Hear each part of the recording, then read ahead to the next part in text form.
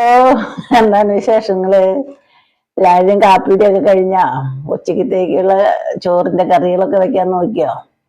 എന്നാ പിന്നെ നമുക്ക് ഇന്ന് ഇച്ചിരി പൈനാപ്പിള് പുളിശ്ശേരി ഉണ്ടാക്കിയാലോ?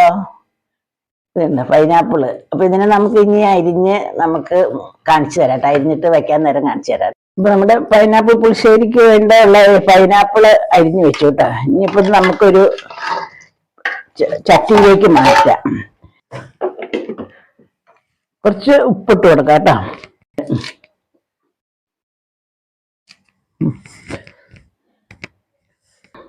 ലേശം മഞ്ഞപ്പൊടി ഇട്ട് കൊടുക്കാം. ചെറിയൊരു കഷ്ണം വെള്ളം ഇട്ട് കൊടുക്കാം കേട്ടോ. പച്ചടിക്ക് അത് അല്ല, ഇതിലേക്ക് കുറച്ച് വെള്ളം ഒഴിച്ചിട്ട് നമുക്ക് അടപ്പത്ത് വെക്കാം കേട്ടോ. ഇനി നമുക്കൊന്ന് അടച്ചു കൊടുത്തത് തിളക്കട്ടെ കേട്ടോ. നമ്മുടെ പൈനാപ്പിൾ തിളച്ച് വെന്തു. ഇനിയിപ്പോൾ നമുക്ക് എന്താണെന്ന് വെച്ചാൽ തേങ്ങ, പച്ചമുളക്, ജീരക, ഉള്ളി എല്ലാം കൂടെ അരച്ചു വെച്ചേക്കുന്നത് ഇതിലേക്ക് ചേർത്ത് കൊടുക്കാം. തിളയ്ക്കാൻ നിൽക്കേണ്ട, ഒന്ന് ചൂടാകുമ്പോഴേക്കും നമുക്ക് സ്റ്റൗ ഓഫാക്കാം കേട്ടോ. അപ്പോൾ ഇതിലേക്ക് നമുക്ക് നമ്മുടെ അരപ്പ് തിളയ്ക്കാൻ തുടങ്ങി. അപ്പോൾ ഇതിലേക്ക് കുറച്ച് കട്ടത്തൈര് ഒഴിച്ചു കൊടുക്കാം. ഇനിയിപ്പോൾ ഒന്ന് ചൂടാവുമ്പോൾ, തിളയ്ക്കാൻ നിൽക്കണ്ട, ചൂടാവുമ്പോഴേക്കും നമുക്ക് ഇതിനെ ഒന്ന് തണുക്കാൻ വെച്ചിട്ട് കടുക് കാച്ചാം.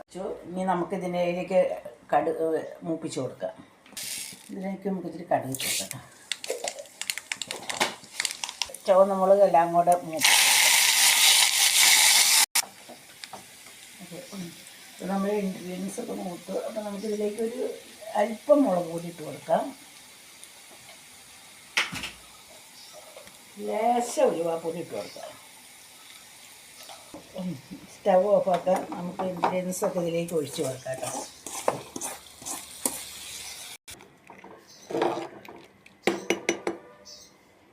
പൈനാപ്പിൾ പച്ചടി റെഡി ആയിട്ടുണ്ട് കേട്ടോ. കണ്ടോ, കാണാൻ നല്ല രസമല്ലേ അത്? കണ്ടോ, പൈനാപ്പിൾ പുളിശ്ശേരി നമുക്ക് ടേസ്റ്റ് ചെയ്ത് നോക്കിയാലോ? എല്ലാവർക്കും കൂടെ നമുക്ക് ടേസ്റ്റ് ചെയ്ത് നോക്കാം കേട്ടോ.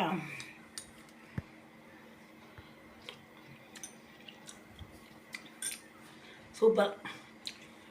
അപ്പം എല്ലാവരും വീടുകളിൽ ഇപ്പോൾ പൈനാപ്പിൾ ഉണ്ടല്ലോ, വെച്ച് നോക്കണം കേട്ടോ. നല്ലതാണ്, നല്ല ടേസ്റ്റ് ഉണ്ട്.